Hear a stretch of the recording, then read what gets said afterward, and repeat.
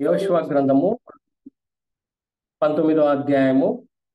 ఆ గత గత శనివారము మనము 23వ వచనం నుంచి 39వ వచనం వరకు మనం ధ్యానిస్తా వచ్చినాము. ఇప్పుడు 40వ వచనం నుంచి చివరి వచనం వరకు మనం మార్చి చదువుకుందాం.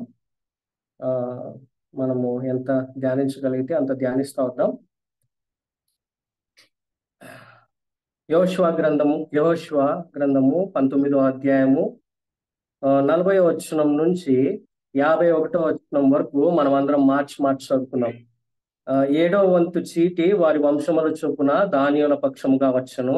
వారి స్వాస్థ్యపు సరిహద్దు జోరియా, ఎష్తాయోలు, ఎర్షెమెషు, షెల్బీను, అయ్యాలోను, యోతాయేలోను, తిమ్నా, ఎక్రోను, ఎత్తేకే, గిబ్బేతోను, బాలాతా యహూదు, బెన్నేబెరకు, గిత్రిమోను, మెర్కోను, రక్కోను, యాపు అను స్థలములకు వ్యాపించను. దానియుల సరిహద్దు వారి యుద్ధ నుండి అవతలకు వ్యాపించను. దానియులు బయలుదేరి లెషం మీద యుద్ధం చేసి దాన్ని పట్టుకొని కొల్లపెట్టి స్వాధీనపరుచుకొని దానిలో నివసించి తమ పితరుడైన దాను పేరును బట్టి ఆ లెషమునకు దానను పేరు పెట్టిరి. 48వ వచనం, వాటి పల్లెలు గాక ఈ పట్టణములు వారి వంశముల చొప్పున దానియుల గోత్రమునకు కలిగిన స్వాస్థ్యము. సరిహద్దులు బట్టి ఆ దేశమును స్వాస్థ్యములుగా పంచిపెట్టుట ముగించిన తర్వాత ఇశ్రాయేలీయులు నూను కుమారుడైన యెహోషువకు స్వాస్థ్యం ఇచ్చిరి. యెహోవా సెలవిచ్చిన దానిని బట్టి వారు అతడు అడిగిన పట్టణమును అనగా ఎఫ్రాయిమీయుల మన్య ప్రదేశంలోనున్న తిమ్నా చెరహును అతనికి ఇచ్చిరి. అతడు ఆ పట్టణమును కట్టించి దానిలో నివసించెను. యాజకుడైన ఎలియాజరును నూను కుమారుడైన యెహోషువాయు ఇశ్రాయేలీయుల గోత్రముల యొక్క పితరుల కుటుంబములలోని ముఖ్యులను షిలోహులోనున్న ప్రత్యక్షపు గుడారమునొద్ద యెహోవా సన్నిధిని చీట్ల వలన పంపకము చేసిన స్వాస్థ్యములు ఇవి. అప్పుడు వారు దేశమును పంచిపెట్టుట ముగించిరి. దేవుడి వాక్యాన్ని దీవించి మనతో మాట్లాడును గాక. మనము క్రిందటి వారము యొక్క నఫ్తాలి 6వ వంతు చీటి నఫ్తాలికి వచ్చినటువంటి నఫ్తాలీయుల పక్షములుగా వస్తా వచ్చింది. కాబట్టి నఫ్తాలి గురించి మనం కొన్ని ధ్యానిస్తా వచ్చినాం, కొన్ని మనం చదువుకుంటా వచ్చినాం. నఫ్తాలి అంటే మనము ధ్యానిస్తా వచ్చినామంటే ఆదికాండము 30వ అధ్యాయం 8వ వచనం ప్రకారంగా రాహేలు, నేను దేవునితో పోరాడుతా వచ్చినాను, నా అక్కతో పోరాడుతా వచ్చినాను, అందుని బట్టి నేను ఇతనికి నఫ్తాలి అని పేరు పెడతా వచ్చినాను అని చెప్పబడతా వచ్చింది. అంతేకాదు మనం తర్వాత ఆదికాండము 49వ అధ్యాయం 21వ వచనంలో ఈ యాకోబు కూడా నఫ్తాలిని దీవించినప్పుడు ఆయన ఏమని దీవిస్తా వచ్చినాడంటే విడవబడినటువంటి లేడీ, అంటే ఒక లేడీ ఏ విధంగా అయితే విడవబడితే ఎట్లా ఉంటుంది అనేటువంటి విషయాన్ని మనం ధ్యానిస్తా వచ్చినాం. మనం కూడా ఒకప్పుడు పాపముల చేత కట్టబడినటువంటి స్థితిలో ఉంటూ వచ్చినాం. అటువంటి మనల్ని ఆయన యేసు ప్రభు అయినటువంటి యేసుక్రీస్తు ప్రభు వారి లోకానికి వచ్చి మన కొరకే కల్వరి శిలువలో ఆయన చిందించినటువంటి రక్తం ద్వారా ఆ యొక్క పాపముల నుంచి మనల్ని విడిపిస్తా వచ్చినాడు. విడిపించినటువంటి మనము ఏ విధంగా ఉండాలి అనేటువంటి విషయాన్ని మనం ధ్యానిస్తా వచ్చినాం. ఏ విధంగా అయితే విడవబడినటువంటి లేడి పరిగెత్తుతా ఉంటుందో అదే విధంగా మనం కూడా మన గురి యొద్దకే మనం పరిగెత్తేటువంటి వారంగా మనం ఉంటూ రావాలి. కాబట్టి ఆ భాగంగానే మనము అసాహేలు అనేటువంటి వ్యక్తిని కూడా మనం ధ్యానిస్తా వచ్చినాం. తను యవనస్తుడైనప్పటికి కూడా కుడికి కూడా ఎడమకు కూడా తిరగకుండా ముందుకే చూస్తా తన గురి యొద్దకే పరిగెత్తినటువంటి వాడుగా ఉంటూ వచ్చినాడు. మధ్యలో ఎన్ని డిస్ట్రాక్షన్స్ వచ్చినప్పటికీ నువ్వు యవనస్తులను కలుసుకోవచ్చు కదా అని చెప్పినప్పటికి కూడా తను ఏమాత్రం కూడా అవన్నీ పట్టించుకోకుండా తన గురి యొద్దకే పరిగెత్తినటువంటి వాడిగా ఉంటూ వచ్చినాడు. కాబట్టి మనం కూడా మన ముందు ఉంచబడినటువంటి పందెపు రంగంలో ఓపికతో మనం కూడా ఆ విధంగా పరిగెత్తేటువంటి వారంగా మనం ఉంటూ రావాలి అనేటువంటి విషయాన్ని మనం ధ్యానిస్తా వచ్చినాం. కాబట్టి నఫ్తాలి లాగా మనం కూడా ఆ విధంగా పరిగెత్తేటువంటి వారంగా, విడవబడినటువంటి లేడీ ఏ విధంగా అయితే పరిగెత్తుతుందో ఆ విధంగా ఓపికతో మనం పరిగెత్తి మన యొక్క స్వాస్థ్యమైనటువంటి ఆ యొక్క నిత్య జీవాన్ని పొందుకునేటువంటి వారంగా ఉంటూ రావాలి అనేటువంటి విషయాన్ని మనం ధ్యానిస్తా వచ్చినాం కదా. అదే విధంగా మనం గమనించినట్లయితే ఈ యొక్క నఫ్తాలి దేశాన్ని మనము మత్తయి సువార్తలో కూడా మనం చూస్తా రావచ్చు. యాక్చువల్ గా 4వ అధ్యాయంలో యేసుక్రీస్తు ప్రభువారు తన పరిచర్యని ఆయన ఈ యొక్క నజరేతులో పుట్టినప్పటికి కూడా ఆయన ఏం చేస్తా వచ్చినాడంటే కపెర్నహూము ప్రాంతంలోనికి వచ్చి కపెర్నహూము నజరేతు విడిచి జబూలూను నఫ్తాలి అను దేశముల ప్రాంతముల సముద్ర తీరమందలి కపెర్నహూముకు వచ్చి కాపురం ఉండెను అని రాయబడతా వచ్చింది. అంటే యేసుక్రీస్తు ప్రభువారు కూడా తన పరిచర్యని ఎక్కువగా ఈ యొక్క కపెర్నహూము ఆ చుట్టుపక్కల ఉన్నటువంటి ఈ యొక్క నఫ్తాలి జబూలూను ప్రాంతాల్లో ఆయన జరిగించినటువంటి వాడిగా ఉంటూ వచ్చినాడు. కాబట్టి నఫ్తాలి యొక్క వంశము లేకపోతే అది చాలా ప్రాముఖ్యమైనటువంటిదిగా ఉంటూ వచ్చింది. అయితే ఇక్కడ మనం గమనించినట్లయితే 7వ వంతు చీటి ఎవరికి వస్తా వచ్చిందంటే దాను వంశముల వారికి వస్తా వచ్చింది. మనం గమనించినట్లయితే దాను యాక్చువల్ గా నఫ్తాలి కంటే పెద్దవాడు. చూడండి ఆదికాండము 30వ అధ్యాయము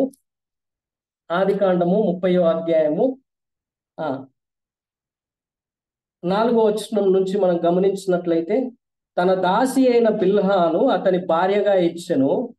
ఎవరిచ్చినారు? రాహేలు భార్యగా ఇస్తా వచ్చింది. యాకోబు ఆమెతో పోగా బిల్హా గర్భవతి యాకోబునకు కుమారుని కనెను. అప్పుడు రాహేలు దేవుడు నాకు తీర్పు తీర్చను, ఆయన నా మొరను విని నాకు కుమారుని దయచేసి అనుకుని అతనికి దాను అను పేరు పెట్టెను. ఆ తర్వాత మనం గమనించినట్లయితే 7-8 వచనాల్లో రాహేలు దాసి అయిన బిల్హా తిరిగి గర్భవతి అయి యాకోబుకు 2వ కుమారుని కనెను. అప్పుడు రాహేలు దేవుని కృప విషయమే నాకుతో పోరాడి గెలుచుతున్నాను అనుకుని అతనికి నఫ్తాలి అను పేరు పెట్టును. అంటే మనం గమనించినట్లయితే దాను 5వ కుమారుడు యొక్క యాకోబుకి, అయితే నఫ్తాలి 6వ కుమారుడు అయినప్పటికీ కూడా మనం గమనించినట్లయితే ఇక్కడ ఈ యొక్క స్వాస్థ్యాలు పంచేటువంటి విషయంలో నఫ్తాలి మొట్టమొదటిగా స్వాస్థ్యాన్ని పొందుకున్నటువంటి వాడిగా ఉంటూ వచ్చినాడు.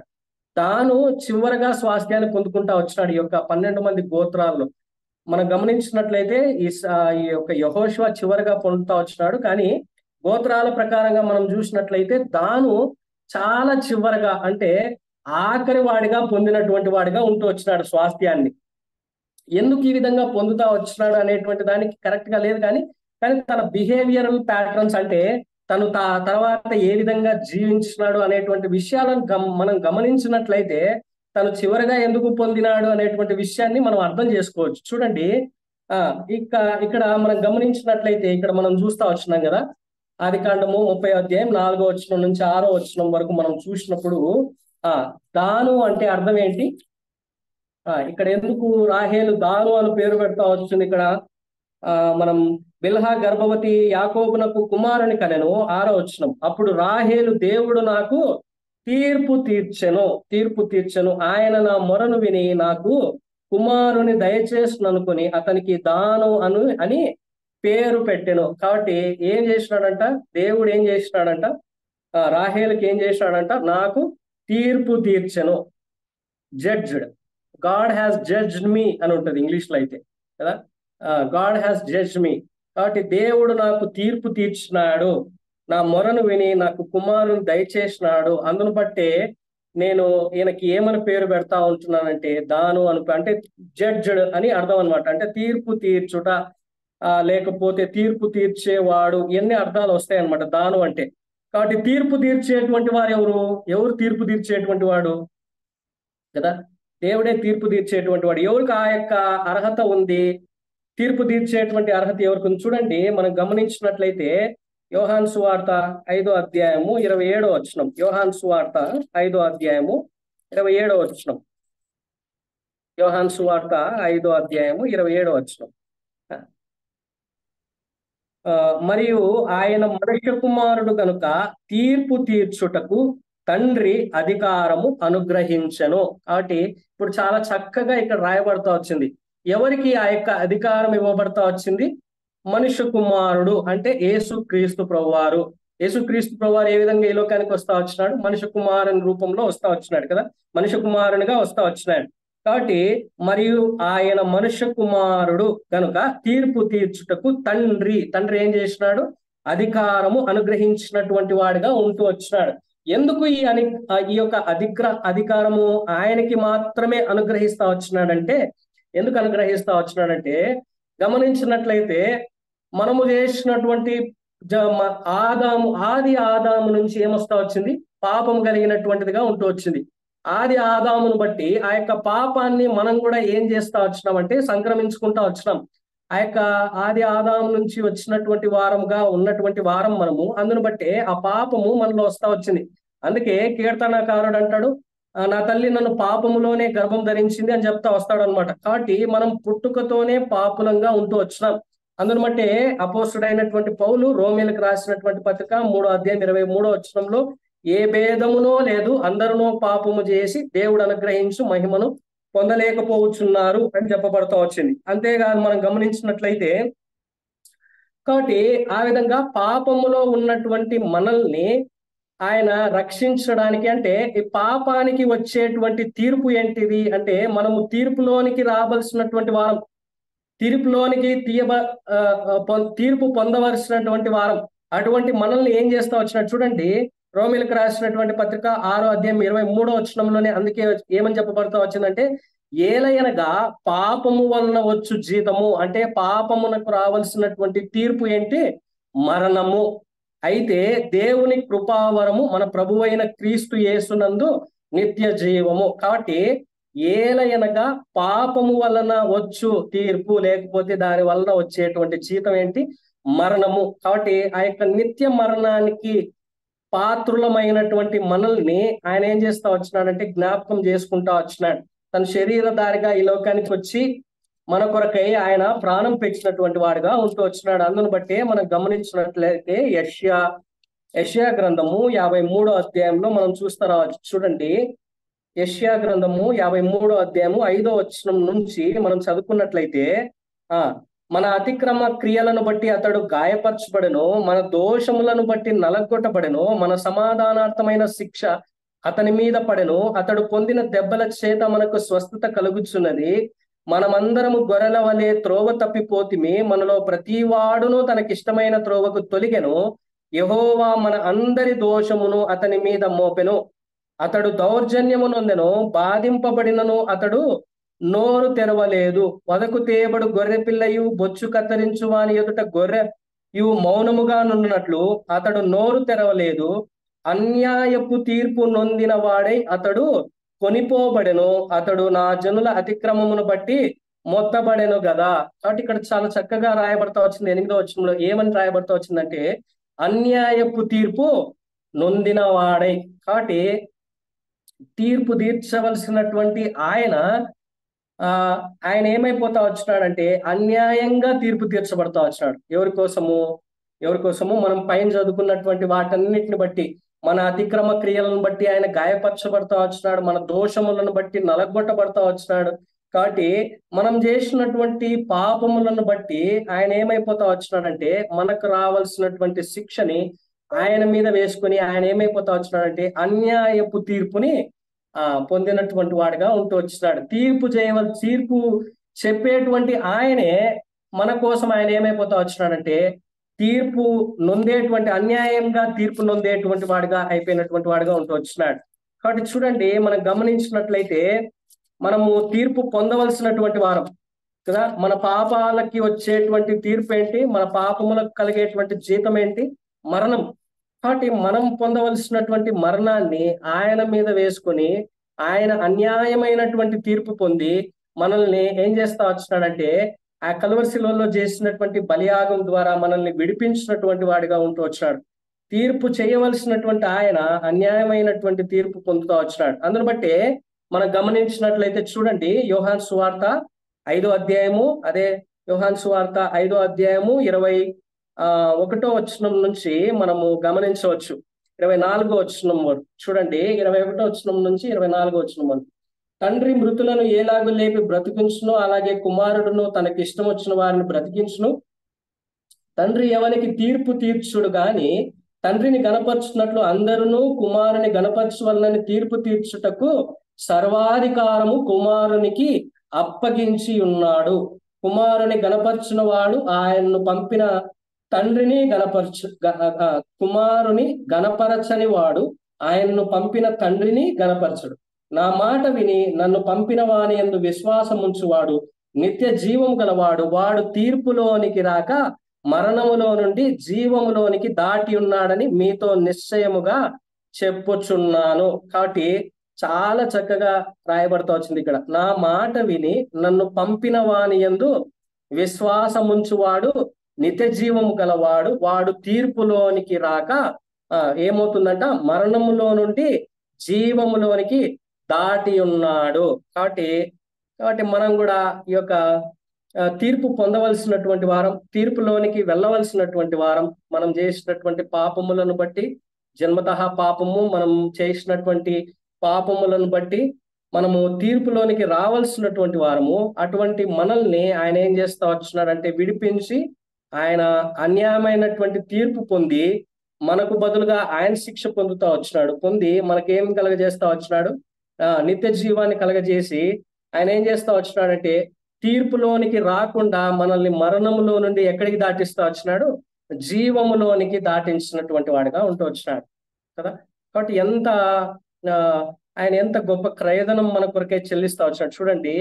ఆయన హీజ్ ఎ జడ్జ్, కానీ ఆయన ఏమైతే వచ్చినాడంటే రాంగ్లీ జడ్జ్, అంటే ఆయన్ని రాంగ్ గా అక్యూజ్ చేస్తా వచ్చినారు, రాంగ్ గా జడ్జ్ చేస్తా వచ్చినారు. కాబట్టి ఆయన మన కొరకే తీర్పు పొందుతా వచ్చినాడు. తీర్పు పొంది ఆయన మన కొరకే ఆయన చనిపోయినటువంటి వాడిగా ఉంటూ వచ్చినాడు. కాబట్టి ఒకవేళ మనం ఇంకా అంటే ఎరగనటువంటి స్థితిలో ఉన్నట్లయితే మనం దాన్ని మనం ఎరిగేటువంటి వారిగా ఉంటున్నాం. కాబట్టి మనము మనం చేసినటువంటి పాపములను బట్టి, లేకపోతే మనం జన్మతః మనకు ఉన్నటువంటి పాపమును బట్టి మనము తీర్పులోనికి తీసుకొని రావాల్సినటువంటి వారం.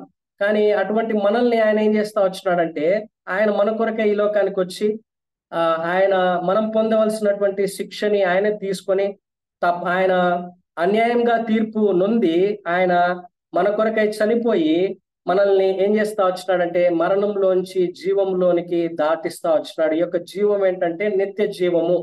కాబట్టి నిత్య జీవంలోనికి దాటించినటువంటి వాడిగా ఉంటూ వచ్చినాడు. కాబట్టి మనము ఇది గమనించేటువంటి వారంగా మనం ఉంటురాలి. అంతేకాదు మనం గమనించినట్టు చూడండి, ఇంకా మనం అనుకోవచ్చు మనం తీర్పులోనికి రాం కదా ఇప్పుడు కదా, తీర్పులోనికి రాం కదా, ఇక్కడ తీర్పులోంచి మనము రాక మరణములో నుండి జీవములోనికి దాటి ఉన్నాము అని ఇక్కడ రాయబడతా ఉంది కదా. మనం తీర్పులోనికి రాము కదా అని అనుకుంటా ఉండవచ్చు.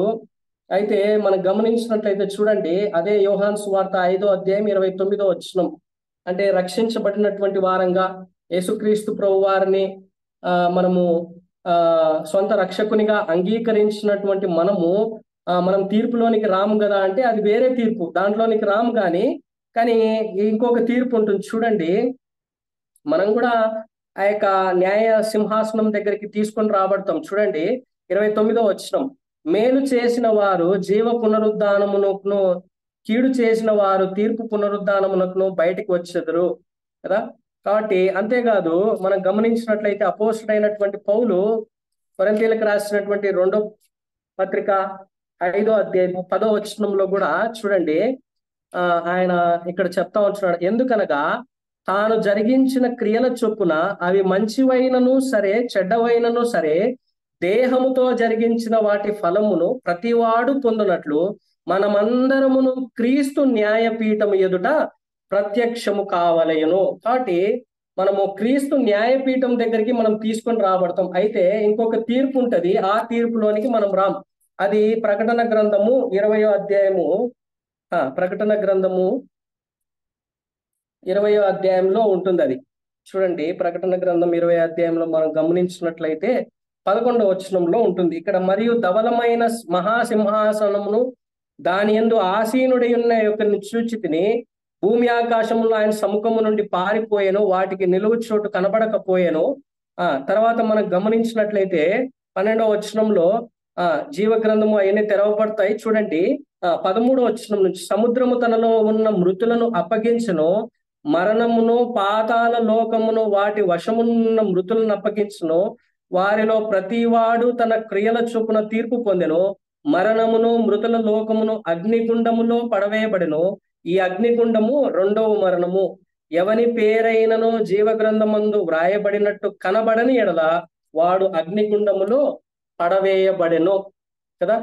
కాబట్టి చాలా చక్కగా ఇక్కడ రాయబడతా వచ్చింది. కాబట్టి న్యాయపీఠం అనేటువంటిది ఒకటి ఉంది, ఈ యొక్క ధవల సింహాసనం యొక్క తీర్పు అనేటువంటిది కూడా ఉంది. ఇదైతే ఆ ఆయన ఎవరైతే అంగీకరించరో, లేకపోతే అంగీకరించకుండా మృతులైనటువంటి వారు ఉంటారో, వారికి అందరికి వచ్చేటువంటి తీర్పు అంటే జీవ గ్రంథంలో పేరు రాయకపోతే, కనబడకపోతే వాళ్ళందరూ కూడా ఎక్కడ వేయబడతారని ఉంది? అగ్నిగుండంలో పడవేయబడతారు. కాబట్టి ఆ ఇది మనము ఆయన్ని ఎరిగినటువంటి వారంగా, ఒకవేళ ఇంకా ఎరగకపోతే, కాబట్టి చూడండి, గమనించినట్లయితే ఇది చాలా దారుణమైనటువంటి తీర్పు. అగ్నిగుండము, అక్కడ అగ్ని ఆరదు, పురుగు చావదు. కాబట్టి చాలా దారుణమైనటువంటి పరిస్థితి.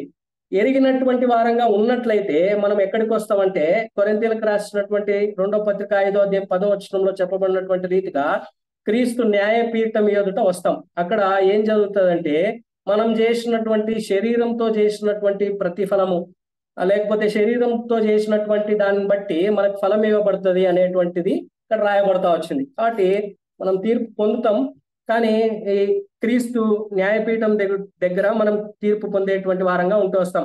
ఇది ఎందుకు కొరింథీలో ఉన్నటువంటి వారికి అపోస్తుడైనటువంటి పౌలు రాస్తా వచ్చినాడంటే, కొరింథీలో ఉన్నటువంటి సంఘము ఒక వెరైటీ అయినటువంటి ఏమంటారంటే ఒక ఒకటి తీసుకొస్తా వచ్చినారు ఆ సంఘంలోనికి. ఆ ఒక ఒకటి ఒక మెసేజ్ తీసుకొస్తా వచ్చినారు అనమాట. అంటే వాళ్ళు మన ఆత్మ కదా పరలోకానికి వెళ్ళేది, కాబట్టి మనం శరీరంతో ఏమైనా చేసినా ఏం కాదు అనేటువంటి ఒక రాంగ్ ప్రాఫెసీ, లేకపోతే రాంగ్ థింగ్ ని వాళ్ళు వాళ్ళ సంఘంలోనికి తీసుకొచ్చినటువంటి వారుగా ఉంటూ వచ్చినారు. అందుని బట్టే ఆయన కొరింథీయులకు రాసినటువంటి మొదటి పత్రిక 6వ అధ్యాయంలో మీ దేహము పరిశుద్ధాత్మకు ఆలయమై ఉన్నది అని మీరు ఎరగరా అని చెప్తా వస్తాడు. అదే విధంగా ఇక్కడ మనము ప్రతిఫలం అంటే మన శరీరంలో చేసినటువంటి దానికి మనం ప్రతిఫలం పొందుతాం అనేటువంటి విషయాన్ని కూడా ఆయన జ్ఞాపకం చేస్తూ వస్తాడనమాట. కాబట్టి మనము ఆ యొక్క తీర్పులోనికి రావాల్సినటువంటి వారం కదా. అటువంటి వారము మనల్ని తీర్పులోంచి ఆయన ఏం చేస్తా వచ్చినాడంటే తీసివేసి, ఆ తీర్పులోనికి రాకుండా మనల్ని ఏం చేస్తా వచ్చినాడంటే మరణం నుంచి దాటివేసి ఆయన ఆ యొక్క నిత్య జీవంలోనికి మనల్ని నడిపించినటువంటి వాడిగా ఉంటూ వచ్చినాడు. కాబట్టి దాను కూడా యొక్క వారిని ఎటువంటి పొజిషన్ లో పెడతా వచ్చినాడంటే, చూడండి దానుని ఎటువంటి పొజిషన్ లో చూడండి. యాకోబు వీళ్ళు జడ్జ్డ్ అంటే తీర్పు తీర్చేటువంటి వాళ్ళు చూడండి. అందుకే మనం గమనించినట్లయితే 48వ అధ్యాయం ఆదికాండము 49వ అధ్యాయం 49వ అధ్యాయము 16వ వచనం, దాను ఇశ్రాయేలు గోత్రికుల వలె తన ప్రజలకు న్యాయము తీర్చును. అంటే న్యాయము తీర్చేటువంటి స్థానంలో వీళ్ళని పెడతా వచ్చినాడు దేవుడు. అంటే ఆ విధంగా ఆశీర్వదిస్తా వచ్చినాడు యాకోబు. కానీ వీళ్ళు ఎంత దారుణమైనటువంటి పరిస్థితిలోనికి వెళ్ళిపోతా వచ్చినారంటే, మనం వారి యొక్క చరిత్రని గమనించినట్లయితే చూడండి, మనం తిరిగి ఈ యొక్క యెహోషువ గ్రంథము 19వ అధ్యాయంలోనికి మనం వచ్చినట్లయితే, యెహోషువ గ్రంథము 19వ అధ్యాయంలోనికి మనం వచ్చినట్లయితే 46వ వచనం 47వ వచనం, దానియుల సరిహద్దు వారి యొద్ద నుండి అవతలకు వ్యాపించను, దానియులు బయలుదేరి లెషం మీద యుద్ధము చేసి దాన్ని పట్టుకొని కొల్లపెట్టి స్వాధీనపరుచుకొని దానిలో నివసించి తమ పితరుడైన దాను పేరును బట్టి ఆ లెషమునకు దాను అను పేరు పెట్టిరి. యాక్చువల్ గా మనం గమనించినట్లయితే దానియులకు ఇచ్చినటువంటి స్వాస్థ్యం ఏంటంటే, ఇక్కడ 40 నుంచి 46 వచనాల్లో చెప్పబడినటువంటి వాటిని దానియులకి స్వాస్థ్యంగా ఇస్తా వచ్చినాడు దేవుడు. ఏవి ఇస్తా వచ్చినాడంటే, జోరియా, ఎస్తాయోలు, ఇర్షెమేషు, షయల్బీను, అయ్యాలోను, యోతాయేలోను, తిమ్నా, ఎక్రోను, ఎత్తేకే, గిబ్బేతోను, బలాతో యెహూదు, బెనేబెరకు, గిత్మును, మేర్కోను, రక్కోను, యాపు అను స్థలములకు వ్యాపించును. అంతేకాదు మనం గమనించినట్లయితే దాను నుంచి ఒక పవర్ఫుల్ వ్యక్తి కూడా వచ్చినాడు. ఎవరంటే ఆయన సంసోను అనేటువంటి వ్యక్తి కూడా దాను గోత్రికుడే కదా. దాను గోత్రికులని న్యాయాధిపతుల స్థానంలో, లేకపోతే న్యాయం చేసేటువంటి వారి ప్రజలకు న్యాయం చేసేటువంటి వారిగా అటువంటి స్థానంలో ఆయన పెడితే, వీళ్ళు చూడండి ఎంత దారుణమైనటువంటి, దేవుడు వాళ్ళకి ఇచ్చినటువంటి స్వాస్థ్యాన్ని వదిలిపెట్టి ఎక్కడికో వెళ్ళిపోతా ఉంటున్నారు. చూడండి న్యాయాధిపతుల గ్రంథము 1వ అధ్యాయము 35వ వచనంలో మనం గమనించినట్లయితే 33 నుంచి 34 వచనాలు 34వ వచనం, అమ్మోరీయులు దానియులను పల్లపు దేశమునకు దిగనీయక మన్యమునకు వారిని వెళ్ళగొట్టిరి. అమ్మోరీయులు అయ్యాలోను నందలి హెరెసు కొండలోను షేల్బీములోను నివసింపవలనని గట్టి పట్టు పట్టి ఉండగా యోసేపు వంటి వారు బలవంతులై వారి చేత వెట్టి పనులు చేయించుకొనిరి. అమ్మోరీయుల సరిహద్దు అక్రబ్బీము మొదలుకొని హస్సెల్లా వరకు వ్యాపించను. కాబట్టి దానియేలు దేవుడు వారిని అత్యున్నతమైనటువంటి స్థానంలో, వారిని న్యాయాధిపతుల స్థానంలో వారిని ఉంచుతా వచ్చినాడు. అయినప్పటికీ కూడా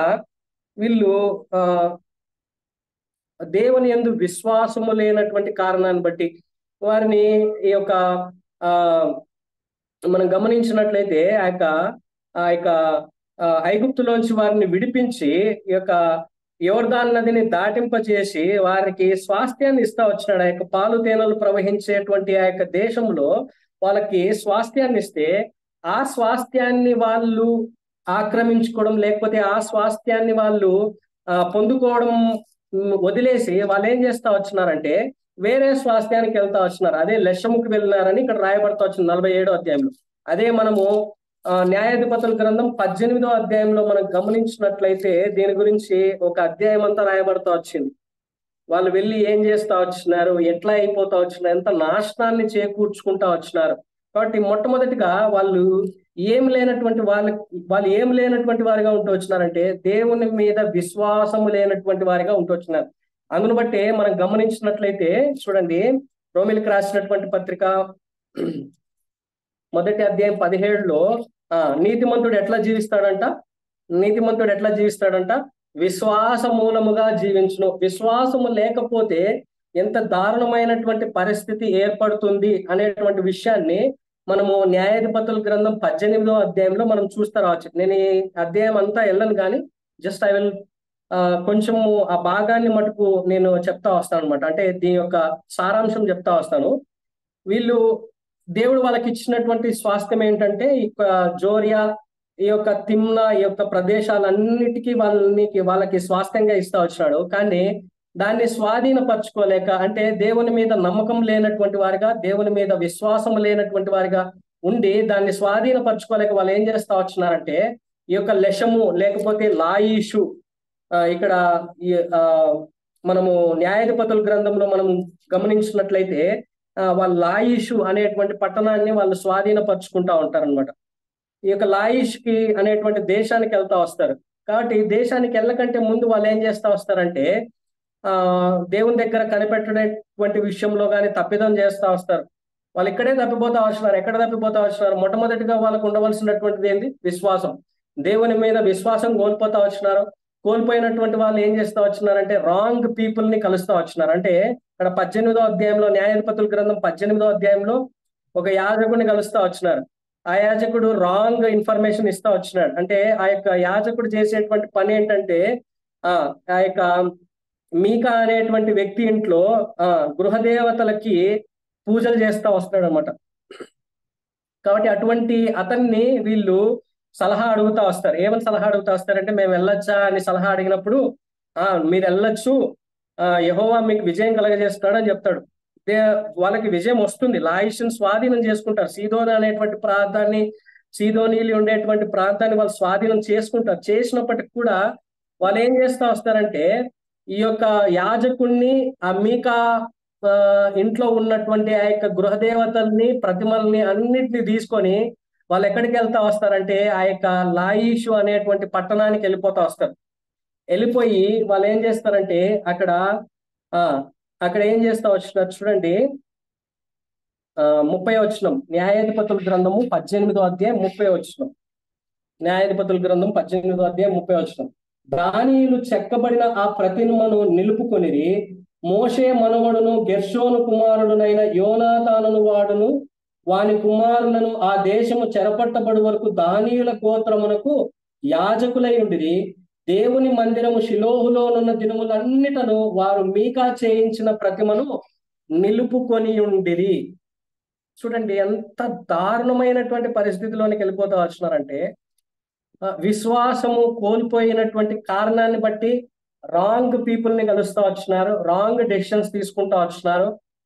దేవుడు ఇచ్చినటువంటి స్వాస్థ్యాన్ని విడిచిపెట్టి సీదోనీయుల ప్రాంతానికి వెళ్ళి ఆ సీదోను దేశాన్ని, లాయిష్ అనేటువంటి ప్రాంతాన్ని బలవంతంగా స్వాధీనపరుచుకొని అక్కడ వాళ్ళు స్వాధీనపరచుకోవడం మాత్రమే కాదు, కానీ అక్కడ ఏం చేస్తా వచ్చినారంటే ఆ యొక్క మీకా అనేటువంటి ఇంట్లో గృహదేవతను తీసుకొచ్చి ఇక్కడ ప్రతిమలుగా వాళ్ళు నిలుపుకున్నటువంటి వారిగా ఉంటూ వచ్చినారు. అంతేకాదు వాటికి ఒక యాజకుడిని పెట్టి వాటికి పూజలు జరిపిస్తా వచ్చినారు. అంతేకాదు దేవుని మందిరం షిలోహులో ఉన్నంత కాలం కూడా అక్కడ ఏముంటా వచ్చిందంట, ఆ ప్రతిమని నిలుపుకొని వాళ్ళు ఏం చేస్తా వచ్చినారు, ఆ పూజలు చేస్తా వచ్చినటువంటి వారుగా. చాలా దారుణమైనటువంటి పరిస్థితిలోనికి దాను అనేటువంటి వాళ్ళు వెళ్ళిపోతా వచ్చినారు. దేవుడు వారిని తీర్పు తీర్చకుండా వారిని విడిపించి ఆ యొక్క తీర్పు తీర్చేటువంటి స్థానంలో పెడతా వచ్చినాడు. అటువంటి వాళ్ళు ఏమైపోతా వచ్చినారంటే ఆ యొక్క దేవుని మీద విశ్వాసం కోల్పోయినటువంటి కారణాన్ని బట్టి నాశనానికి వెళ్ళిపోయి, పతనానికి వెళ్ళిపోయి వాళ్ళు ఏమైపోతా వచ్చినారంటే ఆ దారుణమైనటువంటి విగ్రహారాధనలోనికి వెళ్ళిపోయినటువంటి వారిగా ఉంటూ వచ్చినారు. అంతేకాదు చూడండి, వాళ్ళు వెళ్ళడం మాత్రమే కాదు, కానీ మొదటి రాజుల గ్రంథంలో మనం గమనించినట్లయితే మొదటి రాజుల గ్రంథము 12వ అధ్యాయము 27వ వచనం నుంచి మనం చూడవచ్చు. చూడండి, యెరోబాము తన హృదయమందు తలంచి, మొదటి రాజుల గ్రంథం 12వ అధ్యాయం 27వ వచనం. యెరోబాము తన హృదయం నందు తలంచి ఆలోచన చేసి 2 బంగారపు దూడలు చేయించి జనులను పిలిచి, యెరూషలేమునకు పోవుట మీకు బహు కష్టము, ఇశ్రాయేలు వారులారా, ఐగుప్తు దేశములో నుండి మిమ్మల్ని రప్పించిన మీ దేవుడు ఇవే అని చెప్పి ఒకటి బేతేలు నందును ఒకటిని దాను నందును ఉంచెను. దాను వరకు ఆ రెంటిలో ఒకదాన్ని జనులు పూజించుట వలన రాజు చేసిన కార్యము పాపమునకు కారణమాయను. చూడండి, వీళ్ళు దానులో అప్పుడు ప్రతిమను ప్రతిష్ఠించినారు. అది ఎక్కడి వరకు కొనసాగుతా వచ్చిందంటే యెరోబాము కాలంలో కూడా యెరోబాము ఏం చేస్తా వచ్చినాడు, 2 దూడలను ప్రతిష్ఠించి ఒకటి బేతేల్లో పెట్టి, మీరు యెరూషలేంకి ఏం పోతారు, యెరూషలేంలో అవసరం లేదు, మీరు ఈడ బేతేల్లో ఒకటి పెట్టుకుందాము, ఇవే మనల్ని ఐగుప్తు నుంచి మనల్ని తీసుకొచ్చింది కదా అని చెప్పి ఒకటి ఎక్కడ పెట్టినారు, ఇంకొకటి ఎక్కడ పెట్టినారు, దాను. వీళ్ళు ఎక్కడైతే ఈ ప్రతిమని ప్రతిష్ఠిస్తా వచ్చినారో న్యాయాధిపతుల గ్రంథం 18వ అధ్యాయం 31వ వచనంలో ఎక్కడైతే వీళ్ళు ప్రతిష్ఠిస్తా వచ్చినారో అక్కడ ఇంకొక దూడను పెట్టి దాని ద్వారా అనేక మంది ఇశ్రాయేల్ అందరూ కూడా పాపం చేయడానికి కారణమైపోతా వచ్చినారు. పతనానికి, ఇశ్రాయేలీయుల పతనానికి దాను కారణమైపోతా వచ్చింది. వాళ్ళని న్యాయం చేసేటువంటి స్థానంలో వాళ్ళని పెడితే వాళ్ళు ఎంతగా పతనమైపోతా వచ్చినారంటే అంతగా పతనం. చూడండి, ఇదే యాకోబు దీన్ని కూడా ముందుగానే చెప్తా వచ్చినాడు. చూడండి, మనం గమనించినట్లయితే ఈ ఆదికాండము 49వ అధ్యాయము 17వ వచనం. ఆదికాండము 49వ అధ్యాయం 17వ వచనం. 16వ వచనంలో ఏమని చెప్తా వచ్చినాడు, దాను ఇశ్రాయేలు గోత్రికుల వలె తన ప్రజలకు న్యాయము తీర్చేటువంటి న్యాయాధిపతులుగా. అందుకే వీళ్ళ నుంచి ఎవరు వచ్చినారు, సంసోన్ అనేటువంటి వ్యక్తి వచ్చినాడు. న్యాయం తీర్చేటువంటి వారిగా ఉండవలసినటువంటి వాళ్ళు వీళ్ళు ఏం చేస్తా వచ్చినారంటే ఎంత దారుణానికి అంటే ప్రతిమలను పెట్టుకొని విగ్రహారాధనలోనికి వెళ్ళిపోయినటువంటి వారిగా ఉంటొచ్చినారు. 17వ వచనం చూడండి, దాను త్రోవలో సర్పముగాను దారిలో కట్లపాముగాను ఉండును, అది గుర్రపు మడిమలు ఖర్చును, అందువలన ఎక్కువవాడు ఏమైపోతాడంట, వెనకకి పడిపోతాడంట కదా. కాబట్టి ఇశ్రాయేలీయులందరూ కూడా వెనక్కు పడిపోయేటువంటి దానికి కారణమైపోయినటువంటి వారుగా ఉంటూ వచ్చినారు. కాబట్టి మనం కూడా మన జీవితాల్లో చాలా జాగ్రత్తగా ఉండేటువంటి వారు మనం ఉంటురాలి. దానుని దేవుడు రక్షించుకొని ఆ యొక్క ఐగుప్తులో నుంచి వాళ్ళని విడిపించి ఆ యొక్క పాలు తేనెలు ప్రవహించేటువంటి ప్రదేశంలోనికి తీసుకొచ్చి స్వాస్థ్యం ఇస్తే ఆ స్వాస్థ్యాన్ని వాళ్ళు ఆక్రమించుకోకుండా వాళ్ళు ఇంకొక స్వాస్థ్యానికి వెళ్ళి దేవుని యందు విశ్వాసాన్ని కోల్పోయి వాళ్ళు విగ్రహారాధనలోనికి, వ్యభిచారంలోనికి వెళ్ళిపోయి వాళ్ళు వెళ్ళడం మాత్రమే కాదు, కానీ ఇశ్రాయేలీయులందరినీ కూడా ఆ యొక్క సర్పం వలె కరిచి ఏ విధంగా అయితే గుర్రాన్ని ఎక్కినటువంటి వారిని క్రిందకు పడవేస్తారో వెనకకి లాగేస్తారో ఆ విధంగా ఇశ్రాయేలీయులందరినీ కూడా పాపములోనికి తీసుకొచ్చినటువంటి వారిగా ఉంటూ వచ్చినారు. కాబట్టి దేవుడు మనల్ని కూడా రక్షించుకుంటా వచ్చినాడు. ఆ యొక్క న్యాయం పొందవలసినటువంటి వారం, తీర్పు పొందవలసినటువంటి వారం, అటువంటి మనల్ని ఆయన తీర్పులోంచి దాటించి మనల్ని నిత్య జీవంలోనికి నడిపిస్తా వచ్చినాడు. అయినప్పటికీ కూడా మనము ఆయన యందు విశ్వాసం కోల్పోయేటువంటి వారంగా మనం ఉండకూడదు. ఎందుకంటే నీతిమంతులు ఎలాగ జీవిస్తారంట, విశ్వాస మూలముగా జీవిస్తారు. మనం కూడా విశ్వాసంలో జీవించేటువంటి వారంగా ఉంటున్నారు. కాబట్టి మన జీవితాల్లో విగ్రహారాధనని, లేకపోతే విగ్రహారాధన అంటే ఏదో విగ్రహాన్ని పెట్టుకొని మొక్కడం కాదు, కానీ దేవుని కంటే ఎక్కువగా ఏదైతే మన జీవితాల్లో ఉంటుందో అది విగ్రహారాధన కదా. ఈ దినాల్లో ఏమైపోయిందంటే దేవుని కంటే ఎక్కువగా చాలా థింగ్స్ వచ్చేసినాయి. మొట్టమొదటిగా మొబైల్ వచ్చింది, వేరే వేరే అన్ని వచ్చేసినాయి అన్నమాట. కాబట్టి ఇవన్నీ కూడా మనకు విగ్రహాలుగా మారకూడదు అనేటువంటి విషయాన్ని జ్ఞాపకం వస్తా వచ్చినాడు. విగ్రహాలుగా మారితే దాని వలె ఎంత దారుణమైనటువంటి పరిస్థితికి వెళ్ళిపోతాం. మనం వెళ్ళడం మాత్రమే కాదు, కానీ వేరే వారిని కూడా మనము క్రిందకి పడేసేటువంటి వారంగా ఉంటూ వస్తాం అనేటువంటి విషయాన్ని మనం జ్ఞాపకం చేసుకోవచ్చు. అంతేకాదు, మనం గమనించినట్లయితే చూడండి, ప్రకటన గ్రంథం 21వ అధ్యాయము 8వ వచనంలో చాలా చక్కగా రాయబడతా వచ్చింది. పిరికివారును, అవిశ్వాసులను, అసహ్యులను, నరహంతకులను, వ్యభిచారులను, మాంత్రికులను, విగ్రహారాధికులను, అబద్ధికులందరూ అగ్నిగంధకములతో మండు గుండములో పాలు పొందుదురు, ఇది రెండవ మరణము. కాబట్టి తాను అనేటువంటి వాళ్ళు ఎంత దారుణం అయిపోతా వచ్చినారంటే, వాళ్ళు అసలు తుడిచివేయబడినటువంటి అంటే తుడిచివేయబడినటువంటి వారిగా ఉంటూ వచ్చినారు. ప్రకటన గ్రంథం 7వ అధ్యాయంలో మనం గమనించినట్లయితే ఒక దేవదూత వచ్చి ఆ యొక్క ఇశ్రాయేల్ గోత్రంలో ఉన్నటువంటి 1,44,000 మంది వారికి ముద్ర వేస్తుంది. కానీ మీరు గమనించండి, ఆ యొక్క చెప్పబడినటువంటి 5-8 వచనాల్లో ముద్ర వేసేటువంటి వారిలో దాను గోత్రం అనేటువంటి వారు ఉండరు. మీరు చదువుకోండి, తర్వాత చూడండి, దాను గోత్రమే ఉండదు. కాబట్టి అంతే, వాళ్ళు పడిపోవడం మాత్రమే కాదు, కానీ వాళ్ళు అక్కడ ప్రతిమను పెట్టడం కారణాన్ని బట్టి ఇశ్రాయేలీలందరూ కూడా పడిపోవడానికి కారణం అయిపోతా వచ్చినారు. కాబట్టి మనం కూడా రక్షించబడినటువంటి మనం చాలా జాగ్రత్తగా విశ్వాసముతో మనం ముందు కొనసాగేటువంటి వారంగా ఉంటూ రావాలి. ఈ యొక్క మన జీవితంలో దేవుని కంటే ఏది అత్యధికంగా ఉండేటువంటిదిగా ఉండకూడదు. అత్యధికంగా ఉండేటువంటిది విగ్రహంగా మారిపోతుంది. తద్వారా అది మనల్ని నాశనానికి అది తీసుకొని వెళ్ళేటువంటిదిగా ఉంటూ వస్తుంది. కాబట్టి ఆ విధంగా ఉండకుండా ఉండునట్లు దేవుడు మనకు సహాయం చేయను గాక. దేవుడి వాక్యాన్ని